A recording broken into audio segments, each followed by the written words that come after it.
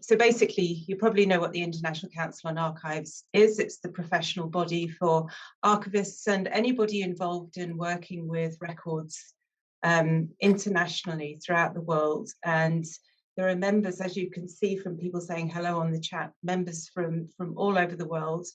And our section looks specifically at supporting colleagues, at providing resources, at creating networks for people who work in the university and research institution sector. So a lot of the things that we do are this kind of thing. It's providing space for people to have conversations. Last year, we held a conference based in Heidelberg. It was actually a virtual conference, but it was in Heidelberg, and it was around the themes of archives and ethics. And I think during our conversations, we really felt that it was valuable to maybe spend a little more time on having discussions about the different approaches to those ethical issues and questions that we might have depending on our backgrounds or the countries that we're living in or the countries that we came from.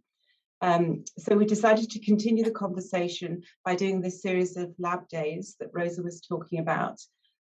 We were funded by PCOM, which is the Programme Commission of the International Council on Archives. And we wanted specifically to raise questions about archivists and record keepers and their reactions with different communities and the ethical implications of that, or the role of archives in society and how archivists must ethically frame their role in relation to different societies, and also look a little bit about how communities and society and ethics relate to what we do on a day-to-day basis and in practice. And one of the things that we found from our conversations was the idea of language and how we talk about things really impacts on how effectively we communicate. So basically, we asked Rosa to create these opportunities for all of us from all these different backgrounds and all these different countries in the world to have those conversations and really just to learn from each other. So that's what we're going to do today. And as Rosa said, please do take this opportunity just to listen if you want to just listen, but also to take part if you want to take part.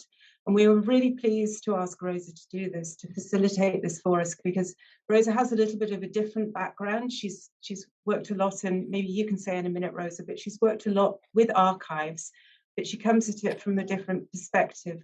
And we felt that was really important to have somebody a little bit outside of our community, maybe to raise some of those questions or look at things in a different light or through a different lens for us.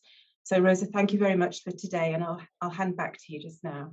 Oh, thank you. Thank you. Yes, as Caroline said, I do have some experience with archives, building archives, working with archivists, also looking at ethics and ethics of care in a number of different environments, whether that's with researchers or institutions or communities, and looking at the role of how individuals exist in those spaces.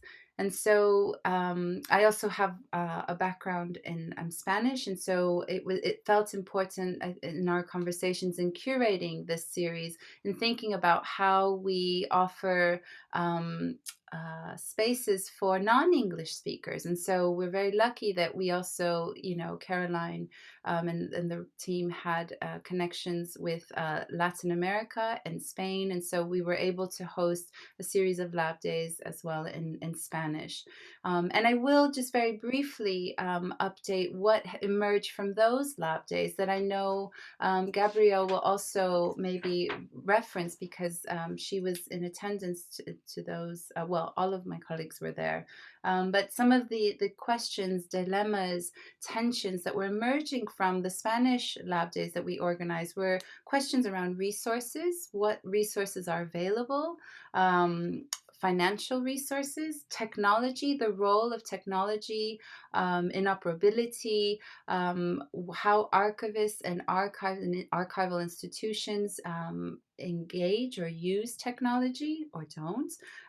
This idea of data management and privacy and the methods around data keeping, how dispersed archivists are, and also where are our allies. And so there was a real kind of looking at networks and the role and the importance of interconnectivity. And again, a key thing was privacy. How do we manage privacy? And one of my colleagues in the last LabDay said, today's document is tomorrow's history. And so it was a lovely way to really kind of think about the role of privacy now and digital, and how we think about our next steps and the way we manage um, our archives and our different items. Um, as I said, this is a very family friendly, pet friendly, colleague friendly space. So do feel free to turn on your cameras or leave them off. For those that would benefit from an audio description, I am a female sitting in a cream colored chair. I'm wearing a royal blue top jacket, I am olive skin tone. I have my long black hair pulled up into a high bun. I'm wearing blue pink earrings that are hanging down a bit, and I'm sitting in front of a burgundy wall. I welcome everyone to the space, and thank you to Gabrielle, Ranjani, and Fazil for joining us. It gives me great pleasure to welcome Gabrielle Mohale, who's currently based in South Africa, but originally was a typesetter in Berlin, who studied printing technologies and then subsequently worked for a printing press and publishing house in Berlin. She arrived to South Africa in 1991, where she joined the University of Witwatersrand. I hope I said that correctly. And has a very extensive bio that I will put into the chat for others to read. But I would love to welcome Gabrielle to the space. Welcome, Gabrielle.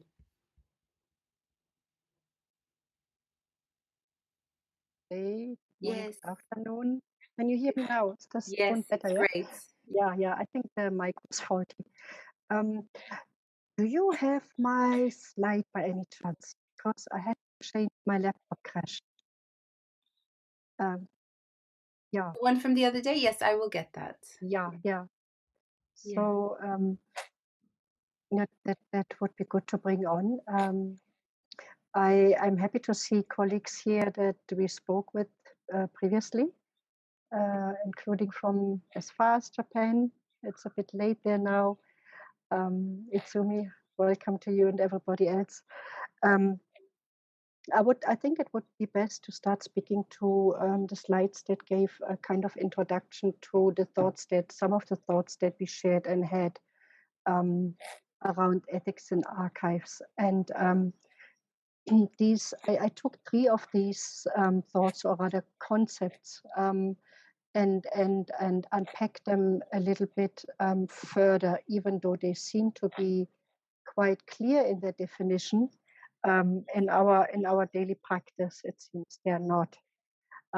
So these 3 are empathy, outreach, and custodian, and all of these apply very much to our work in the archives, whether it is with the records that we receive or with communities, depositors, and so on civil society as part of archives. I mean, as archives being part of society, civil society. So the 3 concepts stood out for me because, as you can see, the definition is, as I said, clear. Empathy is the ability to understand and share the feelings of another. And one would hope that we are in a position to do that. However, in our practice, that's not really, or quite often, not the case. Whether we are outsiders or insiders to the society that we live in, or the collections that we describe. And so it happens that empathy can turn into something that is perceived by other persons whose collections we work with or communities we work with, that they are perceived differently and not in the way in which we had intended that. So the person who thinks is able to to give empathy, is not perceived by the person who receives as is at the receiving end. The same with outreach. And outreach is an effort to bring services or information to people where they live or spend time. The question that comes up for us in our practice now, in our engagement with colleagues in the field, but also with academic colleagues, it often turns out that the effort means that the person needs to be outside in order and has to reach out in order to work with the people that are interested in working with. And so the word outreach can end up on a different side of where we want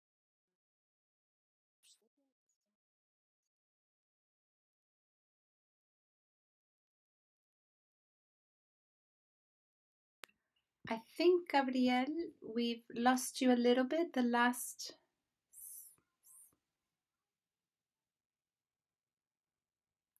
I think I've lost you. Yes, I can't.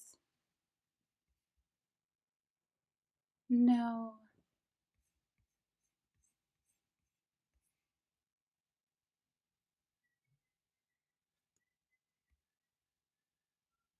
No, we can't hear.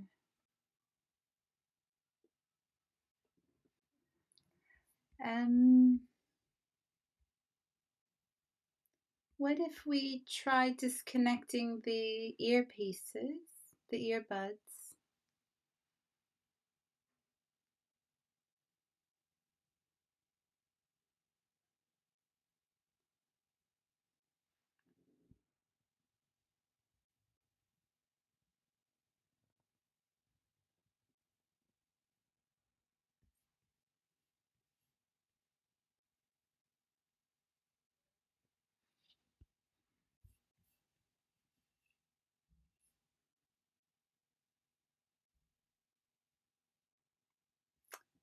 Yeah, I don't know. Would we, perhaps we could try you reconnecting? Yeah.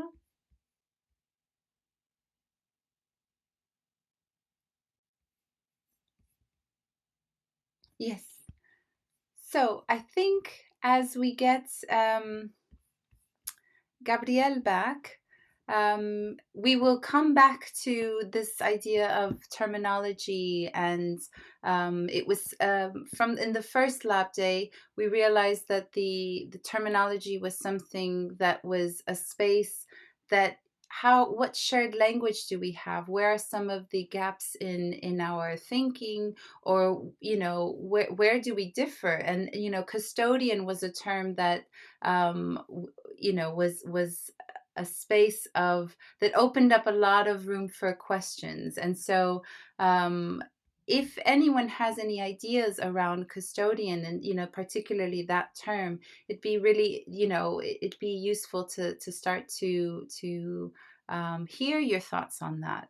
I offered in the first lab day that custodian, with my dance hat on, custodian had a real kind of space of someone who held knowledge, a bit of an important person. A custodian of a dancer, of a dance piece, is someone who's esteemed and also highly respected, and maybe holds some wisdom through the body. And so it was but there was also some conversation that custodian could be seen as someone who is perhaps blocking or in the middle. So it'd be interesting to know if anyone particularly around this term would like to offer any thoughts around custodian, like gatekeeper. Yes.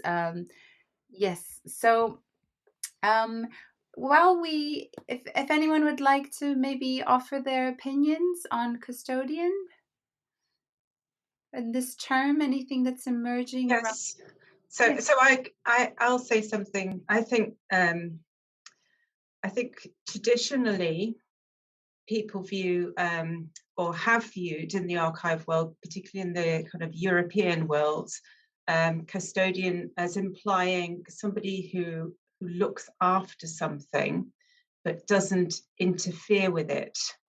So it's a kind of neutral role of taking care, but not changing or altering.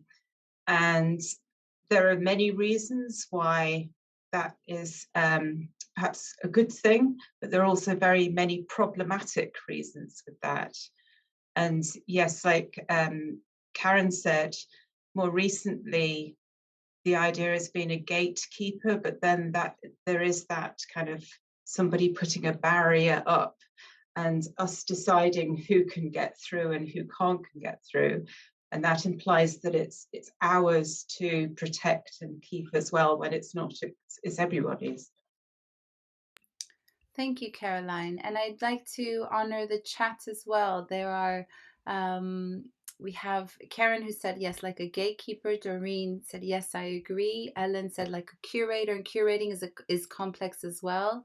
And then Karen says, in contrast, it could also allude to a temporary position vis-a-vis archives maintenance or management.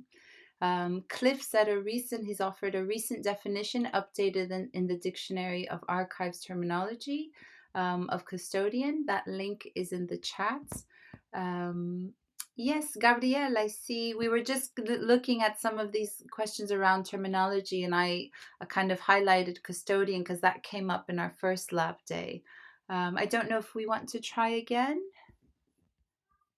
Yeah, I don't. Can you hear me now? Yes, we can. Oh, yeah. I really don't know what happened.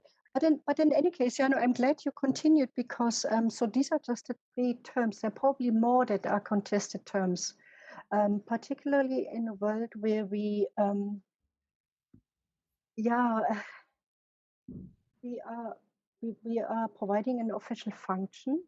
We are providing a function that we think we are engaging with people outside our working environment for a certain goal, to preserve history, to preserve records.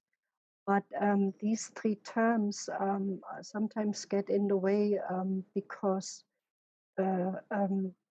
yeah, they can be perceived otherwise. And that is what I wanted to put out there, that the perception is not always matching the intent. Yeah.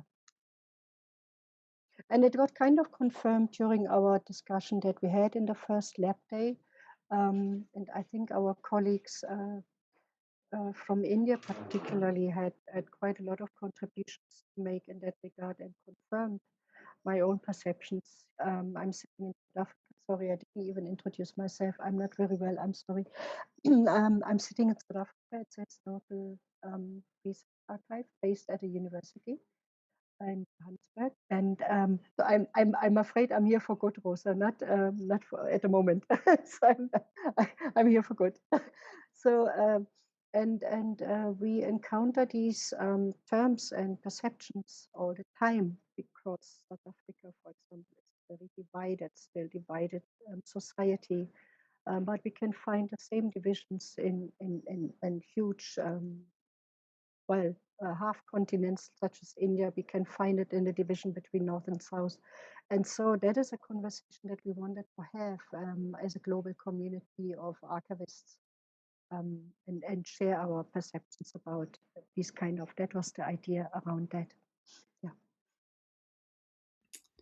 Thank you, Gabrielle. Yes, and you know, these terms around, you know, what you just said around the intention and then the reality. Often sometimes there's a breakdown in communication, or because of institutions that we're sitting in, there might be the intention might be one from the archivist, but the institution or different political situations might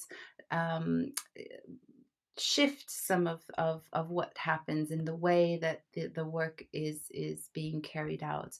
And so I'd like to now move to Ranjani and Fazil, who are in India, who will take us to a very different type of archive and community. Again, looking at terms and looking at last time you mentioned different case studies, and we're very specific about the way that you worked with the communities. And so I would like to, I'll stop sharing, number one. That might help. Yes, great. And welcome my colleagues, Ranjani Prasad, who's been involved with archival practices and research and curation for the last decade, and her interest in intersections of history, communities, and technologies. She's presently part of the People and Nature Collectives at Keystone Foundation, Nilgiris, excuse me. And we have Fazl Rehman, who's a researcher at the Keystone Foundation, working with the People and Nature Collectives at Kotagiri Nilgiris, with interests in public history, community representation, and the politics of knowledge flows and ownership. So again, this brings up a lot of questions around ethics and community involvement, and how that then sits within archives, and how we also work with communities. So without further ado, I'd like to offer the space to my colleagues. Welcome. Thank you. Thank you. Thanks, Rafa. Good evening, everyone. So we work in a very peculiar context. We work in an area where there is a high density of indigenous communities. Like the Indian socio-legal system sort of like refers to them as tribal communities, scheduled tribes. And even amongst the scheduled tribes, they categorize these communities on the basis of different levels of marginalization. So within this category, we have another group called the PVTG, which is the particularly vulnerable tribal groups. And they're supposed to be really, like backward, in the sense that the society sees them as backward. Initially, the terminology used for them was primitive, and we made some progress in terms of at least calling them particularly vulnerable right now. But these communities really do contest these terminologies, at least the communities who are in a place to do that. In fact, they find the use of the word particularly vulnerable quite objectionable also, because we tend to see them only in that way, that these communities don't have a way to, that they are not modern, or like they can't interface with modern systems. Whereas the reality is that, they're they live in these dualities. Like they have a completely different realm in their traditional communities where they have their practices, they have their knowledge practices also. But there is this other side to these communities where they interface with these modern systems. People like us who talk about knowledge, and people like us who try to sort of like work on their knowledge systems and pin them down to those knowledge systems. Yeah, and I think so. The screen that you see, the slide that you see on your screen is sort of like the context that we're coming from. So the Nilgiri Biosphere Reserve was one of the first such declared biosphere reserves in India, and it's a very interesting mix of, like Faisal was saying, not only different communities but also very different language groups. So to embark on this exercise of building archives with the community is what we'll present on today, and it's been full of learnings, and we're eager to share it with you. So to begin with, there are some simple methods that we also like to employ while also looking at our archival practice. For example, we look at community media as a very powerful tool to get communities to start documenting and recording some of their own life ways. And some of the pictures that you see here are their initiatives that they've taken up over the past decade and more. And the interesting part is also how some of these media initiatives are now becoming very tech intensive. Like we're beginning to look at also right now media networks that are built on very low cost technologies. So, in a way, we're also expanding the idea of the traditional archivist by looking at maybe small interventions in the community, and looking at how traditional knowledge can be safeguarded using uh, very understandable technologies. This is an instance where the community came together to build some kind of a radio setup because they were like, they want to be custodians of their own songs and stories instead of giving it away to another institution to safeguard. So this is one such instance where a lot of village communities got involved. We also do a lot of other, we like also talking about some of these other instances where communities come together to build their own exhibitions. We talk about the idea of community foundations as well, which is like small groupings in the community level itself. So we're looking at very different tribal communities here. Like in the photos also, you're probably seeing about 3 to 4 tribal groups. And what we find amazing is when all of them come together to talk about shared knowledge traditions and exchange these ideas with them. Um, Should we go through a program? Yes. um, So, apart from this, apart from all the interesting communities over here, we have the usual problems that, let's say, like small indigenous and local communities face in the rest of the world also. Like in terms of, most of them are oral cultures. So they don't have this, the way we look at our knowledge, documenting it, chronicling, and also, sort of like producing more based on the existing knowledge that we have. Maybe these communities are a little different in that sense, because it's sort of like a continuum, the past and the present for them. Their knowledge traditions are what they are. Like it runs in the present also. So for them, it's very difficult to, not difficult, but at least they haven't gotten into the idea of, there are communities in India which do this, but at least in the context that the 5,000 square kilometers that we are based in, communities have not reached that point yet. In fact, we have very depoliticized communities over here. So that also affects the way they speak about their knowledge, how they speak about their histories. This dependence on the outsiders who came and documented their traditions and their communities, and who sort of like misread these communities also in many different contexts. This is the situation that they are sort of like facing. So maybe in a way, these communities are sort of like facing this problem where they don't really have a clear plan to sort of tackle this situation, to speak about their knowledge, to represent their communities, their own life phase in a different way. So again, like when we speak about archiving over here, we find ourselves in a very powerful position. Um, Especially this institution that we are in has been in this landscape for the last 30 years.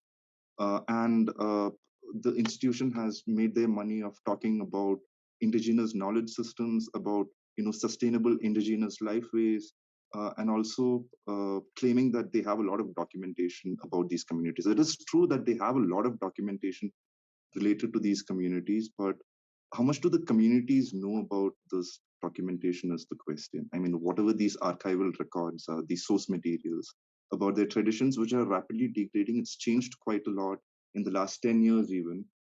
And having been here for 30 years, this organization has a lot of rich documentation related to these communities, which can be a very, very good archival source material for these communities to actually retell their stories also. Um, so again, the ownership of knowledge becomes a huge question over here.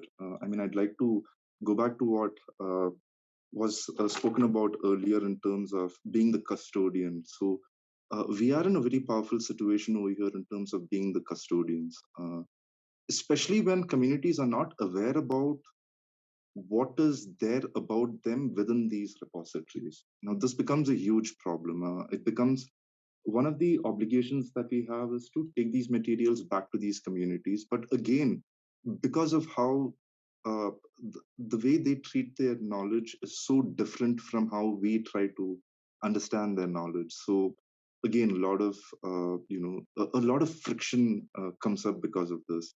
The mistrust that they have with the outsiders, because they've seen this process happening for a long time, where outsiders come and sort of like document and say that that knowledge which has been produced on the basis of their lived traditions is the outsider's knowledge. I mean, this is a process that is happening in India quite actively, because there are no we don't have the required legal mechanisms, let's say, to protect community knowledge. We don't have anything in terms of any of the legislations or acts passed to protect tribal communities also don't talk much about these aspects. Like we have something called the Forest Rights Act in India, which talks about tenurial rights for the indigenous communities over here.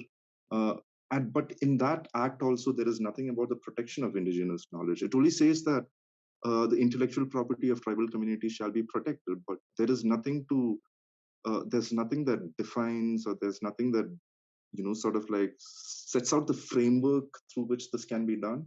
We have another act called the National Biodiversity Act, which again talks about documenting biological knowledge that these tribal communities have. But again, all this documentation is always given to these big research agencies like my institution to conduct. So again, like the communities become outsiders to this process of control over their knowledge. So as custodians also, I think uh, we are in a place where maybe we are safeguarding knowledge a little too much, because the institution also sees this as their work, this documentation. So a lot of appropriation happens in this sphere. This is a huge problem. Anyways. So I think in this very light, we wanted to also evoke the Tandanya Declaration, which was actually done by the ICA Indigenous Matters Expert Committee. And so some of the provisions of the declaration in spirit talk about how there is need for communities to have access to materials that is about them in other repositories and archival institutions. And by being present in the civil society space, we hope to be able to also facilitate this access between communities and archival documents. Having said so, this whole process is also used to help us understand the terms on which communities want to share their knowledge. And understandably so, there is a lot of trauma involved in also looking at archives on them built by the outsider gaze. So we're moving towards the idea of setting up community archives with community. And of course, participatory archiving is always a challenge. But I think some of the crucial questions that even Faisal has been talking about remain ownership over these knowledge resources, ownership over how they want to share these resources with either the researcher community or the government, or actually even each other. Um, and to safeguard their own traditional cultural expressions, there are like as archivists, we also have been talking a lot about the need for community consultative processes, the need for community-led protocols, especially to safeguard their especially biocultural protocols, and to have these knowledge-sharing protocols that determine the way they mediate with like archivists like us. So these are some methods that are quite important to us, especially talking about knowledge sharing protocols with these communities. I'm sure that everyone must be aware that in places like Australia and Canada and all, like indigenous communities or native communities have made a lot of progress in these terms, but the communities here have not learned that language yet. There's a lot of dilution in terms of the way they can even imagine their knowledge, right? Like because sort of like it's not written down. There is sort of like that whole thing about pre-literate cultures coming into in contact with literate cultures and then getting subsumed into it. A lot of cultural subsumption itself is a huge issue over here, which we as archivists have to be very wary about. So Moving to also some of the critical questions that Rosa and all of the entire purpose of the LabDay being to also think through some of these anxieties around ethics and archives that in our respective practice. Some of the things that we frequently talk about is also how can we customize some of these archive technologies to make sure that it is accessible and usable and developable by the communities themselves, whether they're pre-literate or whether they're not literate or however. We also want to talk about how the whole act of safekeeping or storage is not something that indigenous communities especially learn to do. Their lives are very pastoral, their lives are very migratory, and I think to even have assets that stay in one place, stay in climate controlled conditions, is not possible for a lot of these communities. So how do we reinvent some of the traditional principles in archives itself? We keep talking about how long can we talk about the principle of original order or the principle of provenance, especially when some of these knowledge traditions are shared and there is no one owner, but that there is collective ownership over these knowledge traditions itself. We also spoke a little bit about the intellectual. I mean, we also want to speak a little bit about the intellectual property regimes, and like Hazel was talking about, how there's very little legal safeguards for some of these community archives that are being built along the way. So one of the big issues that we face is when we sort of like are putting all these materials together, how do we give access to different groups, different user groups that will need this information? I mean, there are researchers from universities, like biologists, all sorts of researchers who come here, anthropologists, and like there are at another level, there are also local communities who are interested in accessing this knowledge. So this is something that we have to keep negotiating with all the time. That outsider communities come with this sense of being entitled to conduct research. So very often tribal communities their bodies become sites of research. And again, like when this whole custodian element comes up, it throws up a new problem for us, and that is, how do we keep them safe from intrusive research? People come here saying that, demanding materials, the researcher's entitlement to research is quite problematic that way, especially when, these nuances related to knowledge sharing, how communities don't like to share certain aspects of their knowledge, how communities also, many of these communities realize that some of their knowledge has been monetized heavily. And they also realize that they've been left out of this whole benefit sharing process. So these are some things that we really have to actively work on while we are trying to set up the institutional archives, and also at the same time trying to support communities on working on their knowledge systems, also archiving their knowledge systems.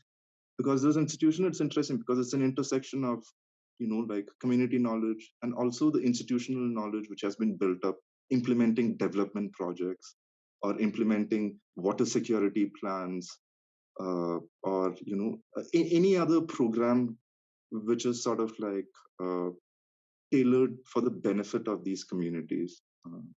So I don't know if through our archival operations, we have to be very careful about not ending up patronizing these communities. I mean, these are some of the major issues that we have. So, Rosa, you were earlier talking about how often language comes up, and I think it's constantly a challenge, and especially when we're talking about living traditions, that the idea of even archiving it or codifying it, and there is sort of a resistance internally, even for us as archivists, to put an originator or a provenance to it, and how we navigate these ideas of orality and language bridges is something that we want to inbuild into our archive architectures itself. I think maybe we want to end on this slide where we're seeking inspiration from around the world to talk about safeguards, legal and moral safeguards to archiving, and we see great solace in something that the Global Indigenous Data Alliance puts together, where we don't talk about fair archives, but we also talk about the need for care in archives, collective benefit, authority to control, responsibility, ethics. There is, of course, there are many frameworks to follow and to learn from countries around the world, but I think in India, it's still very nascent and we have a long way to go. Um, and yes, just leaving it out there that I think one of the most primary ideas in a community archive over here, for example, from the beginning, we were thinking about is the right to not be archived or the right to withdraw information from public forums, the withdraw to uh, decide how much you want to be part of the archive or how much you don't want to be in it. So in a way, consent becomes not just prior to collecting the information or even just prior to having an agreement about sharing their knowledge, but consent is also beyond. It goes far beyond the lifetime of a project, the lifetime of the people who gave this information to us. I mean, even the people who are inheritors of those people who have like share that knowledge with us, they also have to be in a position where they can control or have the authority to control uh, this knowledge which is being shared. So yeah. So thank So you. if ethics, sorry, just to conclude, if ethics can be seen as a response to a group of people who have specific needs, or maybe to a group of people who have a lack of response to certain ideas that we are working with, it just becomes more and more complicated because very often these communities are not in a position to articulate these issues effectively, and it's dangerous when we try to articulate these issues for those communities. I mean, in the long run, we think that they might lose quite a bit of people from those communities are not in a position to control. Yeah. Stop share at that, and thank you so much for giving us the space to share some of these thoughts as we go. Yes, thank you. Thank you for that, Faisal and Ranjani. And it's, you offer many questions and thoughts, or, your examples really open up questions around how you're archiving within your environment, your country, but also how that then sits within the larger conversation. And so it's a really nice way to kind of zoom in and zoom out. And I think in the first LabDay, you said that some of the questions we might have today, we might not have tomorrow, but they're constantly changing. And I think that's very kind of relevant in both presentations, that language is constant. It's an iterative process that we all have to continue to navigate. And as I see the chat as well, when you were talking about custodians and gatekeepers, Gabrielle said, often there are custodians and gatekeepers in the communities themselves which need to be navigated. So again, there's constantly layers that we have to work through and really be critically reflecting and questioning ourselves, our practices, and then how that sits within, whether that's an institution or a community. And Ellen said, such interesting work. Thank you for the presentations, everyone. Lauren said, this is very important last point, especially in a digital age when archives are talked about as assets. Karen said, thank you. Tarian said, thank you. Caroline, thank you so much. Lots to think about. Jennifer said, thank you. Matthew Smith said, thank you. Great presentations. Cliff, yes, lots of really important aspects to consider to preserve and share knowledge in ways that respect the Indigenous communities represented. Thanks so much. And Caroline said, for me, all those points are relevant for everyone we work with. And Karen's point, we need to embrace the organic and fluid elements of the archives practice. Yes.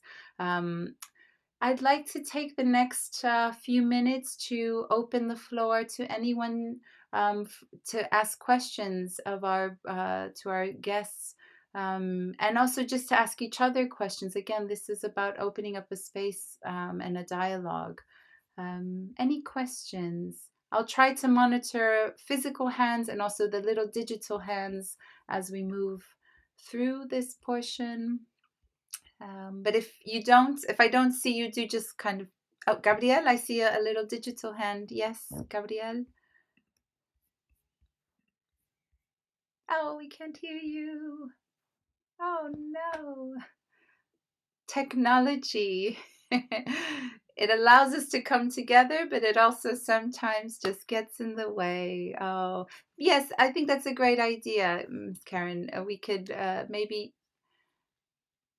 No, okay. Any other questions? Thoughts? Reflections? Yes, Karen. So it's ironic this is the, or coincidental that this is the topic of today's Lab Day, because in a program I'm a part of, we had to write a paper on the intersection of archives and ethics. And I focused on what I could write about, which is, I think, good advice for anybody. But my point is that the research led me into the direction of like huge concepts like morality and morals. And I wondered if any of the speakers came to that intersection as well. Yes, thank you, Karen. Thank you. I don't know if Ranjani or Fazil, you started talking about care in the final bit of your presentation and how you sit alongside, because I think often ethics can be seen, if we're looking at university environments, as in a way box ticking exercises where we've done our ethics application, we have consent now let's do the research. But how can we actually embed these ethical, moral practices that, where are our values as individuals, as representatives of maybe the spaces we're in, as community members? So there is an intersection there that needs to be, I think, constantly considered. Fazil, Ranjani, do you have any thoughts on Karen's question?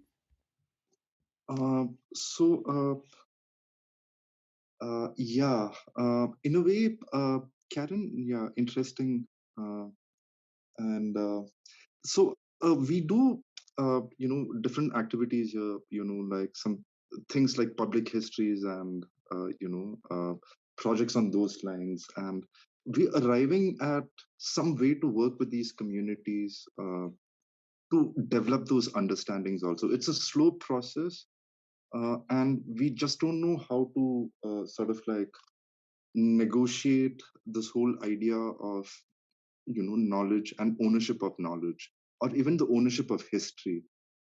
So when we talk about care, I think as far as we are concerned, the only way that we are being able to sort of like get a sense of understanding of this issue is by engaging more and more with the community. So I guess it helps a lot to be in this context, present in this context, rather than a little far away, or like reading other archival source materials on these communities. To be directly involved with the communities over here, sort of like uh, it increases the responsibility that we have towards these communities also. So again, like I said before, this sometimes these ideas that we bring, even like archiving, there's no way to translate the idea of archiving even to these communities.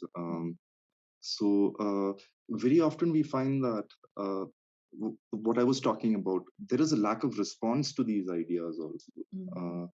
Sometimes the consent that these communities give us is because of the fatigue that they have, or like this is sort of like uneasy acceptance of the fact that their communities or their bodies are sites of research, that they have no other way out.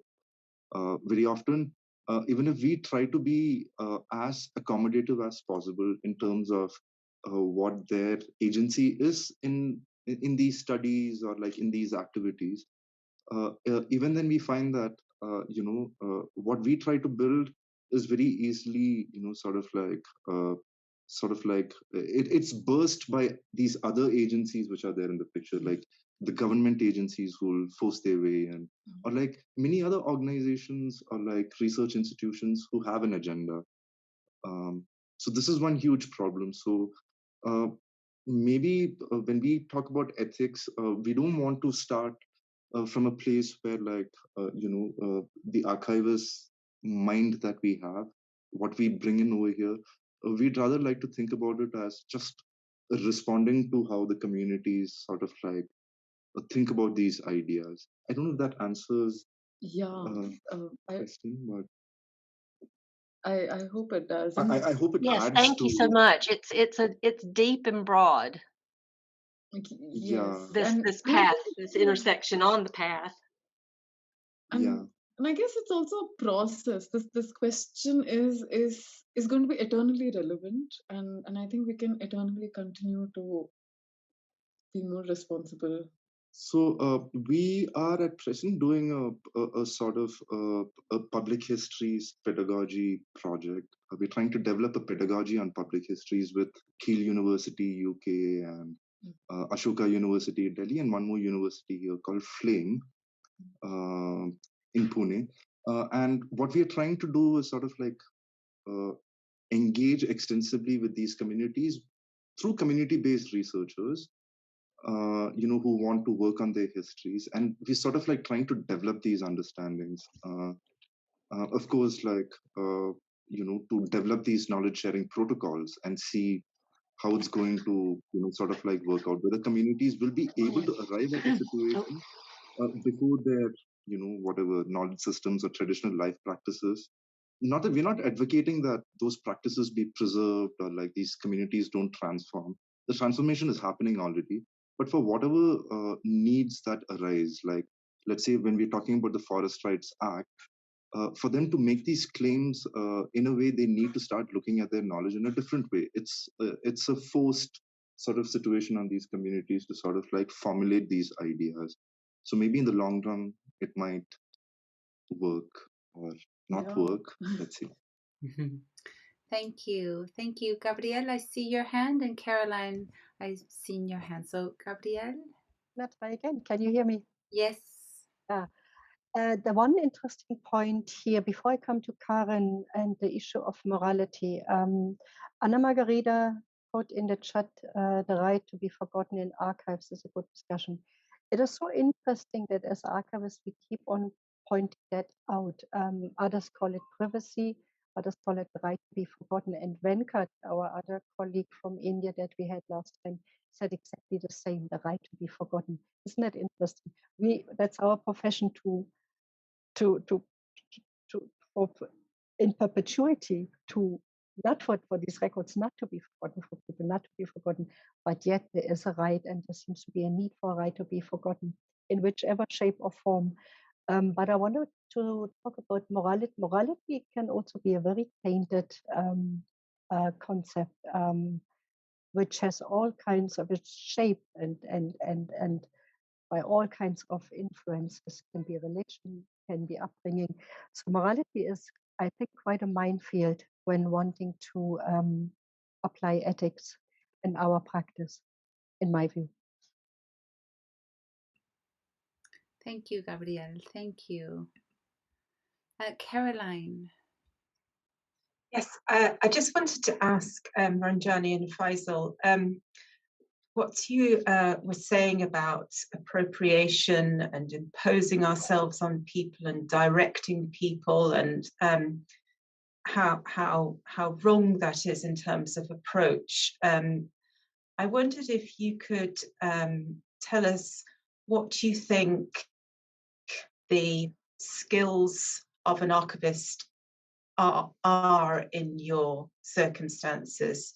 So what do archives as a profession, or an archivist as a profession, bring to your particular region? Is it just a facilitation, or what do you see as important in terms of the archivist? So I think if I may respond, and it's such a interesting question, Caroline, and thank you. And I also don't know. I mean, I don't think we really know what it takes. But all we do understand is that there's a constant malleability that an archivist needs to be able to hold, to be able to navigate these different spaces and stakeholders. And sometimes I think we also border on feeling like the archivist is the activist, because in a way what we're doing is actively trying to bring back voices that were excluded in history. So especially in our circumstance, there's always, it's not so much about the moral high ground, but it's so much about also sharing the table with other community members who otherwise wouldn't have been included in this conversation. And I think there's a lot of I think we may have mentioned this before, but there was so much unlearning involved in also having to navigate through this circumstance, um, and to do this meaningfully. But honestly, I guess this is something that we also navigate through as a challenge. And So I think one of the biggest challenges that we had when we came to this institution, it sounded like a fantastic project, but uh, the responsibility that we had was to sort of like change the way this organization itself looks at knowledge processes. So that included like, simple things like looking back at the publications which the organization has sort of like put out there, and looking at how that has been copyrighted, and sort of like adding provisions into it to the effect that whatever indigenous knowledge component is there in that publication belongs to that particular community of that particular region or of that locality. So like the organization was like little surprised when we started making those interventions, or like even having the usual contracts that were made with community-based researchers, was that the research that they did, all the materials would come back to the institution. So to make that intervention and to make that change, to disrupt that process, to say that no, this information is not, cannot be owned by this institution. This information or this knowledge has to be owned by the community-based researcher who did that work, or that community which facilitated that work, that it has to go back there. So these interventions were, maybe beyond the remit of the archivist, but in a way we had to make these interventions. So again, coming to an institution like this, we cannot just be archivists alone. We have to be thinking about matters beyond, an archival framework or an archival structure. Thank you. Thank you for that. I'd like now, if there are no other questions, I'd like us to go into breakout rooms so that we have a chance to, in a smaller groups, to talk about these questions and any reflections that you might be having. I know sometimes it's harder in a Zoom chat to share or to pop in, so we wanted to again offer a space to look at some of these questions. You might have seen that there is what we have, a Padlet. We've shared the Padlet with you in the registration at various points throughout our interactions. You can see that we have a Padlet from the Spanish LabDays that we've had. If you speak Spanish, you're welcome to read it, but that's available, so I'm highlighting that Padlet here. We also have the English Padlet that people have started to also drop some comments, further thinking around these questions of what is an ethical archive. When you think of archives, ethics, and communities, what comes to mind? There are a series of questions here, and in the breakout session, we'd like you to think about some of these questions that are on the Padlet, if that feels relevant to you. If something else is circulating for you that you'd like to discuss in the breakout session, of course, feel free to do that. So I'll put the links into the chat for the Padlet if you want to have that for yourselves in front of you, but also you're welcome to dismiss and not use the Padlet. So I'd like, Kozer, if we could go into those breakout sessions, please. You'll have about 15 minutes. we will ask when we come back to the space together for a 1-minute kind of overview of what was discussed. So please also nominate someone or yourself to offer a recap of what was discussed in the breakout room.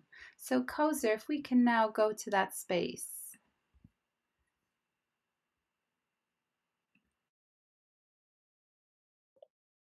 Okay, the breakout rooms are open and people should automatically be able to jump in. Or just click the little screen to enter the breakout room. Thank you.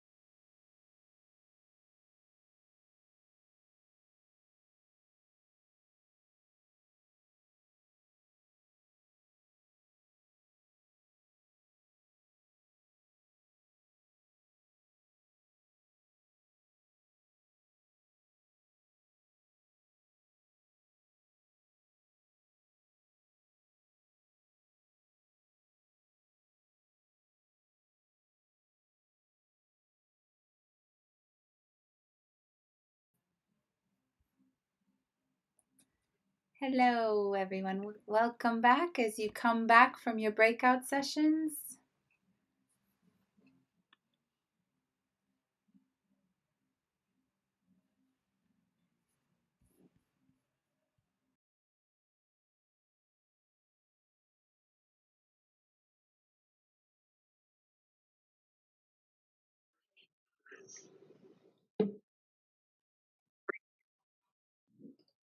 Hello, welcome as you start coming back. Hopefully you've nominated one person that can do a very brief 1 minute recap. I think some people are just in the breakout rooms and refuse to come back. Hello, welcome. Welcome. Rosa, can I ask a question about the Padlets? Yes. So how long do they remain live for? They'll be open as long as we want them to be live. Yes. Because I know that different people, as they watch the Spanish lab days, are now going to the Spanish Padlet and adding their comments. So they will be up after the event, and we'll leave them up. So feel free to also share the links with your colleagues if you want to see and allow them to add as well. In the Spanish lab day, there was a question about do we have to add our name, or can the comment be anonymous? And, you know, that's open to however people want to identify, if they want to kind of frame the reply, or if they want to just leave it as an anonymous kind of provocation. That's up to you entirely. And I cannot see who has actually said what. I don't have kind of, if we're talking about privacy, I can't see that back end side. So I think we will just move into the 1 minute recap. Anyone want to go first?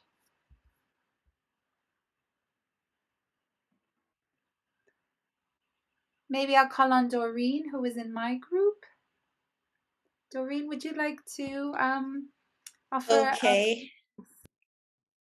Hi, everyone. I'm Doreen Dixon. I'm a new archivist. So in our group, we basically spoke about,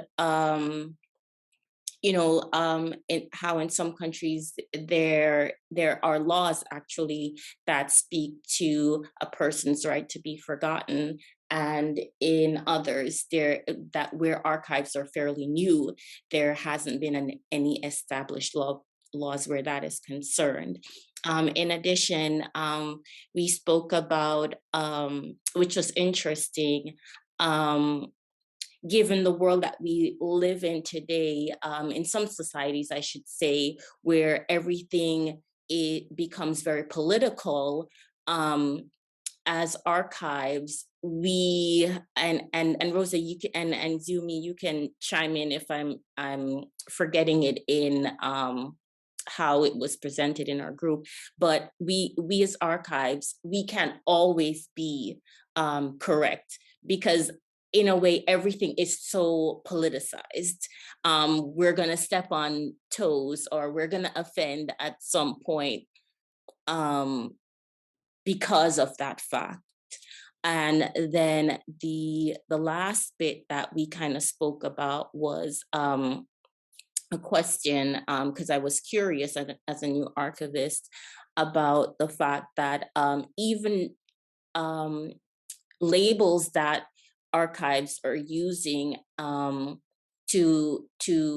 describe underrepresented groups that were previously ignored in previous documentation, and having those groups still not agreeing to that label that's currently being assigned to them by the institution, and how new archives are, I guess, using those that already are established, are looking to them and troubleshooting for those, because they're new, those possible challenges ahead. So that's basically what our group spoke about.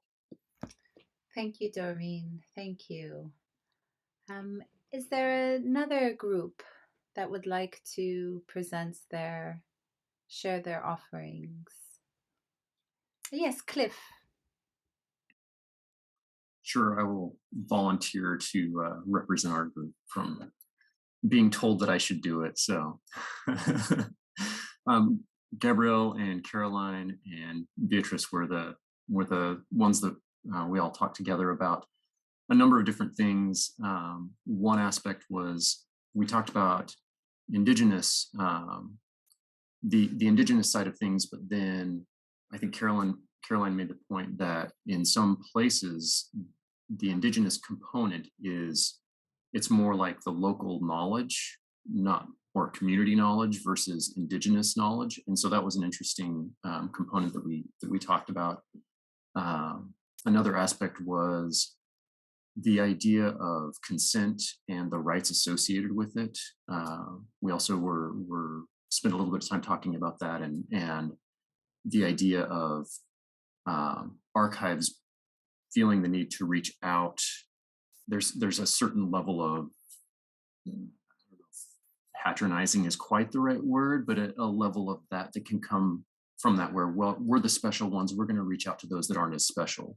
So thinking about what that really means and how do we really convey it in a way that is more, changes the power dynamic a little bit. And then another component that we talked about was related to sustainability, and Caroline made the point of sometimes we get involved in archives in a project, but then we don't sustain the relationships that develop during that project. Once the project's over, those relationships start to kind of diminish or weaken over time. And so, and that was something that really was on my mind from some of the earlier presentations, was thinking about the various layers of meaning that come with sustainability. There's the relationship component. There's also the organizational component. How do we sustain the organization itself, or whatever we constitute as the organization for that archives? There's the environmental sustainability that we think about. There's financial sustainability. And so what's ethical as we think about all of those different layers? And so those are some of the elements that we talked about in our group. Thank you. Thank you for that. Thank you. Any other groups that would like to present? Lauren. Yes, Lauren. Thank you. Hi. Yes. I had a really stimulating chat with Ellen and Fiona. And we really prompted ourselves around the question, the stimulating idea that Nandini and Faisal brought up around reinventing archival principles, and what would that look like, or what are some of the areas, in our work. And we talked about, moving away from safeguarding privacy, or thinking of privacy in different ways, in terms of not focusing so much on legislation, but looking at other aspects to access and privacy, I think is the way, maybe I'm paraphrasing. We talked about how important context is, and how that actually is a principle that might help with expanding our ethical approaches with working with archives. And we talked about how, in different ways, some of the principles might actually sometimes be thought of as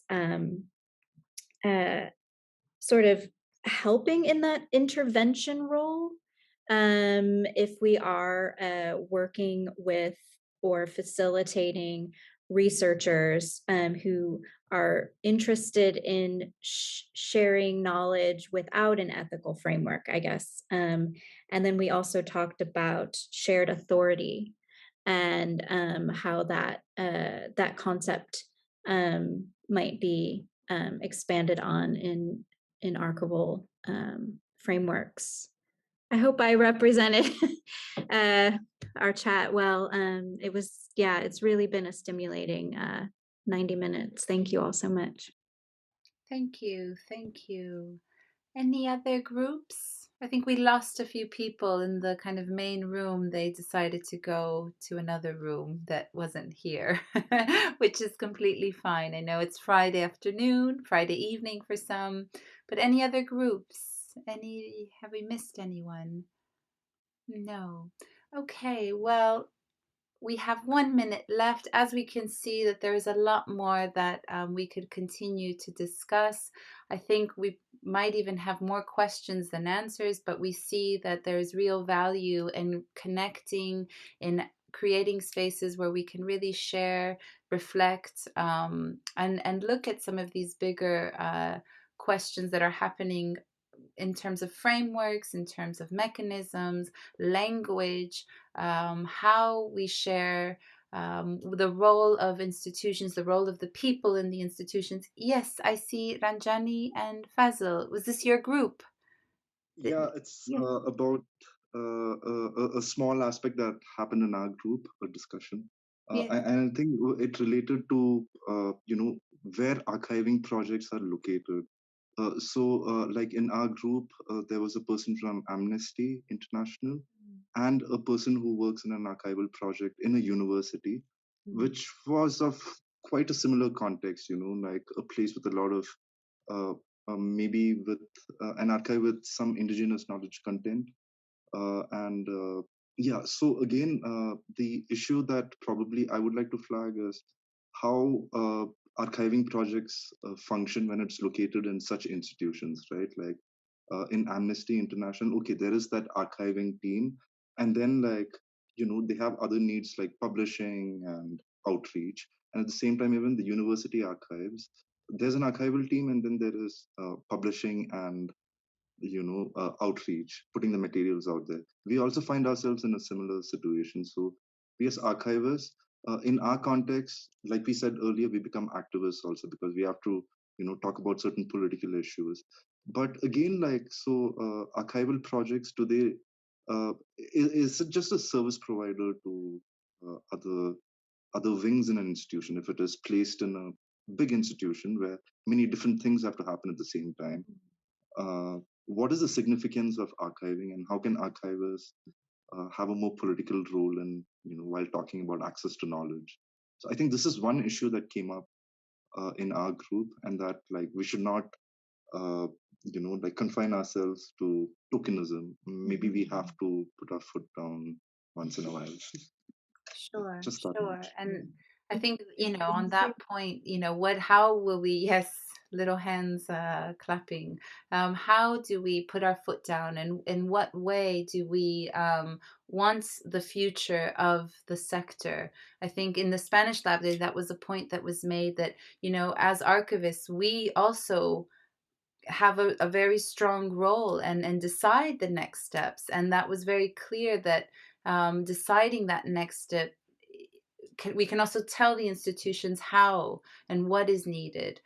So I think it's a beautiful way to kind of end our LabDay and end our time together. But please do follow. We'll send around a summary of the day, link to the film, to the video. You have the Padlets. Feel free to continue to share, revisit. Welcome to read the Spanish one as well. And just very grateful that you've joined us, and hopefully there will be a next step where we can all come together again and keep discussing and dreaming together. So thank you very much, everyone. Thank you. So Thank you. And Kozer, we always have outro music at my events. So we have intro and outro. Kozer, if you could send us on our way with music, please. Have a lovely weekend, everyone.